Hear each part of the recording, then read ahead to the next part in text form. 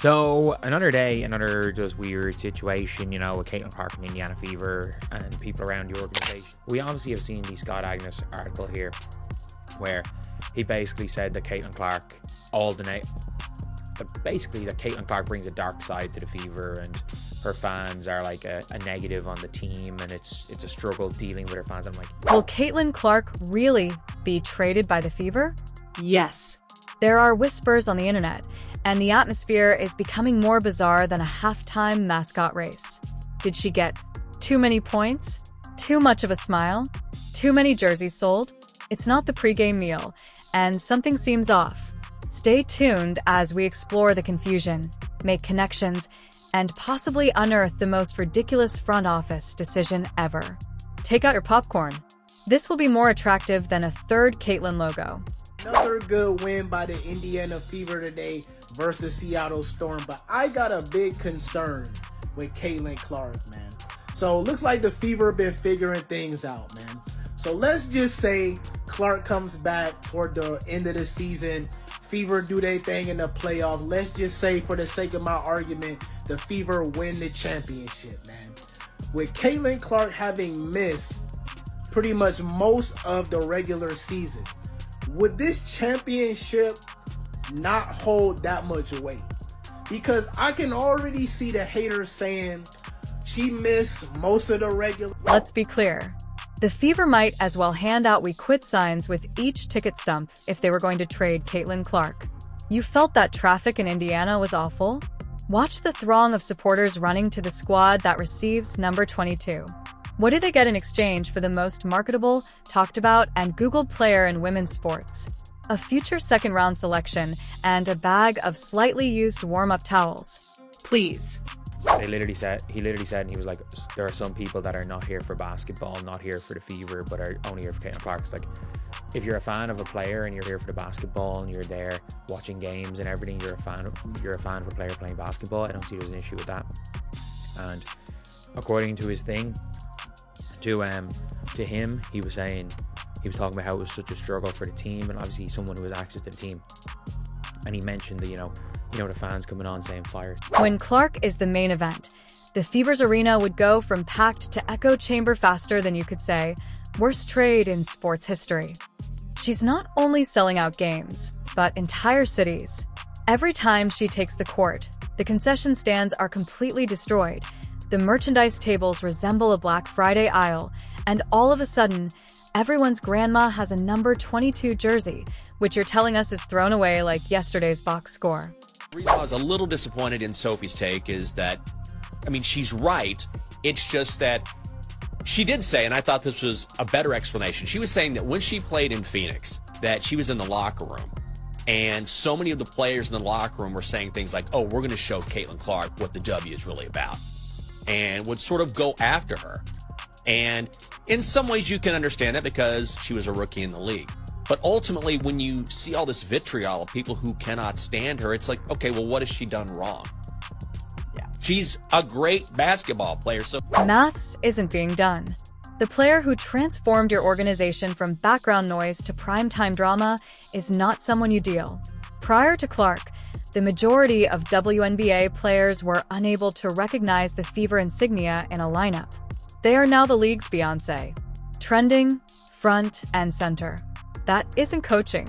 Caitlin is that person. A badass and a trash talker and gives it as good as she gets it.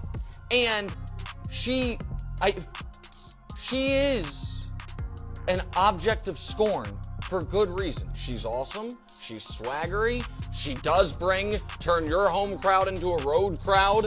She is a frustrating player to guard all of it. And if she is, for some of these teams, a bit of a villain, that's sweet. It only will make her better. She is already one of the 3 or 4 best players in the sport, as a lot of us thought she would be in short order. They would also be attempting to gain significance if they made a trade. Since Clark is more than just a player, let's face it, she is a media machine on wheels. She is followed by cameras as if she were a debt to them. Her shots wind up on your cousin's TikTok, 3 podcasts, and 5 separate sports shows. If you trade her, the spotlight will disappear. Poof. in mid-June fade away like your aspirations of making the playoffs. And it gets even better from here. Clark would instantly become a member of the American team, regardless of which team lands. Immediately. It makes no difference whether it's a team in a place with more cows than people, Minnesota or Seattle. When you put that number 22 on a jersey, the team's fan base immediately surpasses that of the Super Bowl. More quickly than Caitlyn can shoot a logo three, that team will go from who to take my money. The Fever, meanwhile, would be sitting in a silent arena attempting to generate excitement for a gritty rebuild. How cute, oh. They believe that effective defense and community outreach are the only reasons for the abrupt change from 2,000 spectators and a popcorn machine to sold-out stadiums. It's like believing that the churros are the reason people visit Disneyland. Mickey Mouse was the reason they came. Macintosh is Caitlyn. Indiana Fever posted this about Caitlin Clark to give the official what is going on with Caitlyn's injury. So they said Caitlin Clark underwent further medical evaluations earlier this week, which confirmed that no additional injuries or damage was discovered. Clark will continue working with the medical team on her recovery and rehabilitation with the priority on her long-term health and well-being. There is no timetable available for her return. But I do think it's interesting that ESPN has listed August 12th as a possible return date for Caitlin Clark. But the internet noticed something specific that Holly Rowe had to say on the broadcast. Holly Rowe said that before the last return after a quad injury, she had no... This fan base isn't typical. This movement is fully developed. These folks aren't only observing. They're on the road. They're publishing. They are making WNBA League Pass the summer's most popular streaming service. If Clark is performing trick shots in another city, do you believe they'll remain and support the Fever's upcoming chapter? Not at all. Like Swifties, but with better free throw form, they will follow her everywhere. There is a naive belief that the squad will remain competitive and that supporters will remain devoted after Clark leaves. I wish you a very respectful good luck with it, because you're not even close to replacing her with a genetically modified super player who can win MVP, sell tickets, play point, hit threes, and kill boredom all at once. You're experiencing regrets and tumbleweeds. Let's discuss money. It wouldn't only be a poor basketball decision to trade Caitlin Clark. It would be considered financial malpractice. It would be like Apple sacking Tim Cook and replacing him with a Roomba if they let her go. You know, she didn't play most of the games to get them to the playoffs, all of that. She won a championship and she was hurt most of the season, and the team was out there winning games without her. I can already see people saying that, man. So I'm just curious, man, because I'm thinking damn, Clark has missed a lot of this time. You played a regular season to get to the playoffs. Clark has missed, most of the season so far.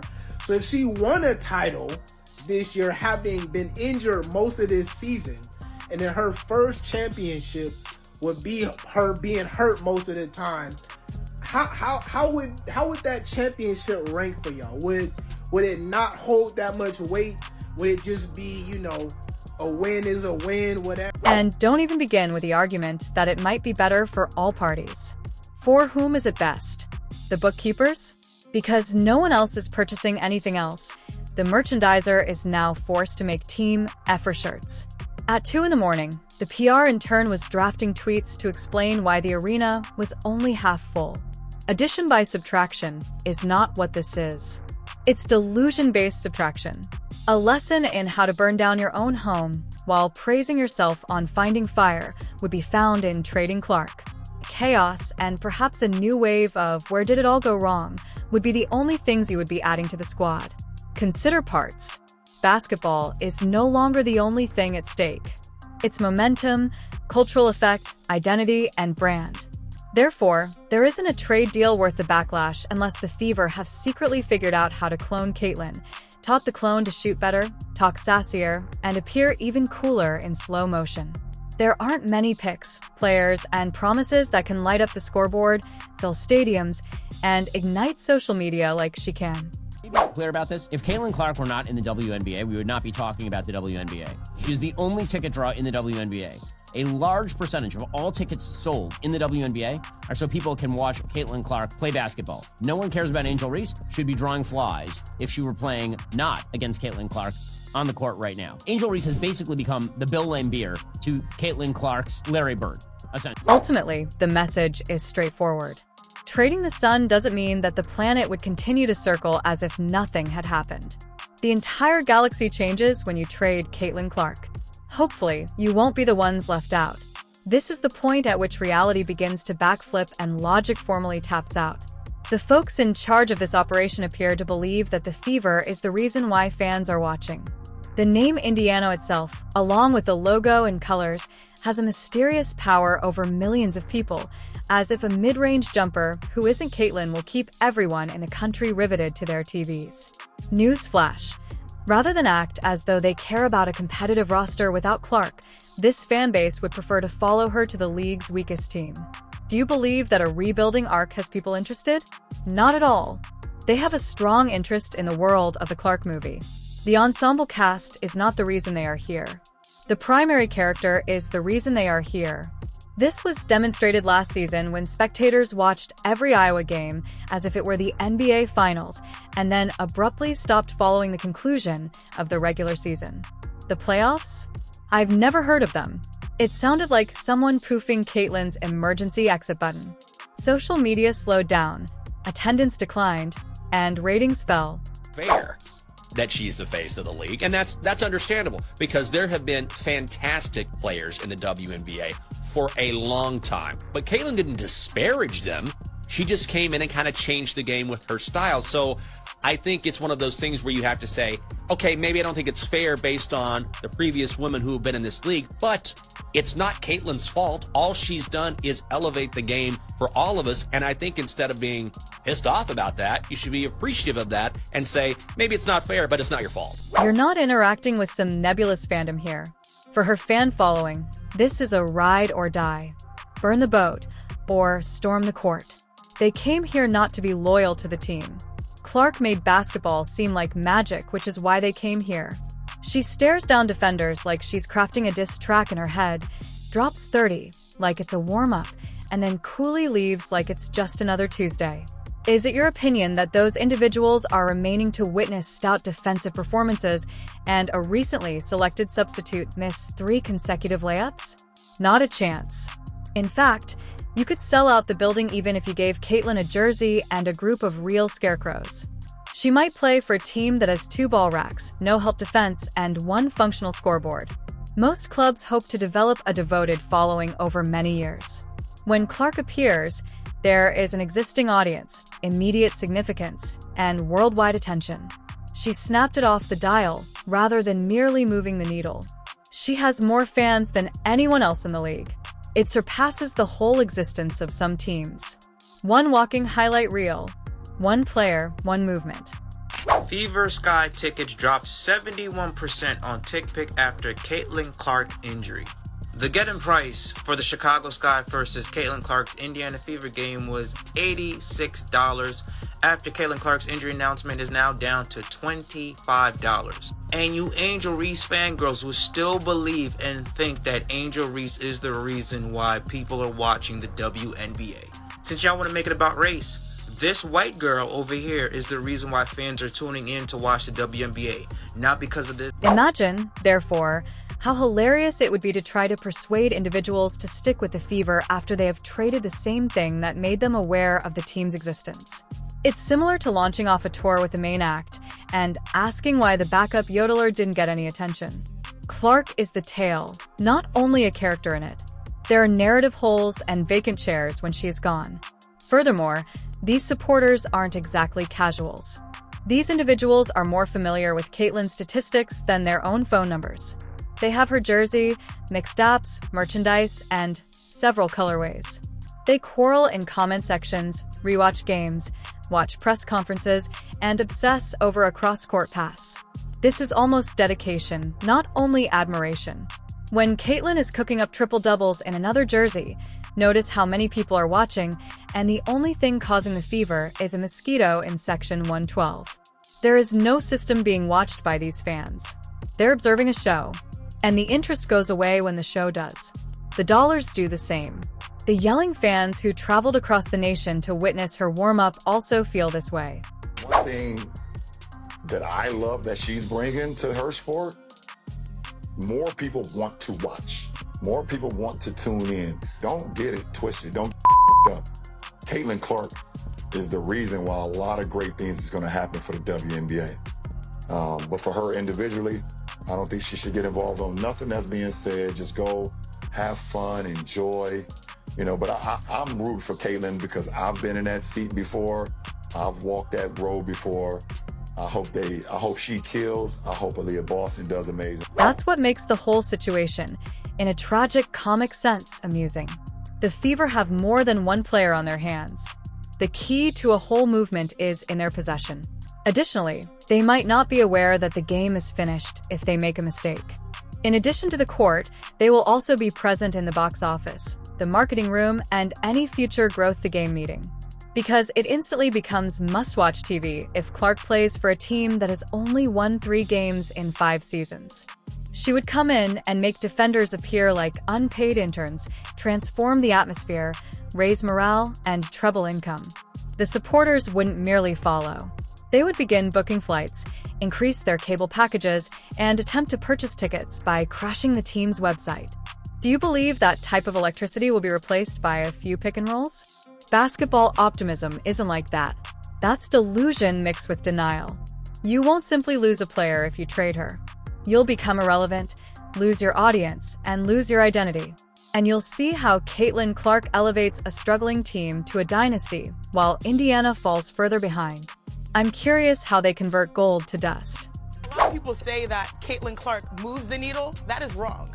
She is the needle. She dictates. We all know what she's done on the floor. It's history, right? But off the floor, my goodness, she and the Indiana Fever accounted for 45% of all the broadcast value of the WNBA last season. She accounted also for helping drive the numbers of merchandising up 500%. Of course, her jersey was #1. And most importantly, I think people look at this and think she said no. That's not the case. She said she wants her first competition to be an Indy at WNBA All-Star. And when Caitlin Clark quietly revealed the facts at the All-Star game, she did it best without even seeming to be dubious. Playing through the dark ages of one operational concession stand, Kelsey Mitchell was afflicted with a fever for 8 years. Just one depressing concession stand. Popcorn kernels popping alone may be heard. The Fever are currently drawing 17,000 spectators to each game. Concession stands had to proliferate like rabbits in order to keep up with Draft Clark. We are discussing a sudden increase from 4,000 to 17,000, as if it were a Tuesday. It's not just seats and butts either. TV ratings are skyrocketing. Products are flying off the shelves. Companies are scuttling out of the woods to plaster their brands on everything that moves.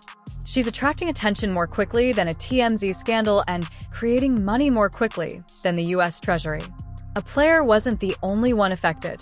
Such a choice would not just get media attention. It was now presented in sports business schools as a tutorial on how to trash everything, and it served as a warning. From crickets to chaos, from vacant seats to a full-blown frenzy, the Fever advanced. Caitlin Clark is traded. On your way, you might as well switch out the lights.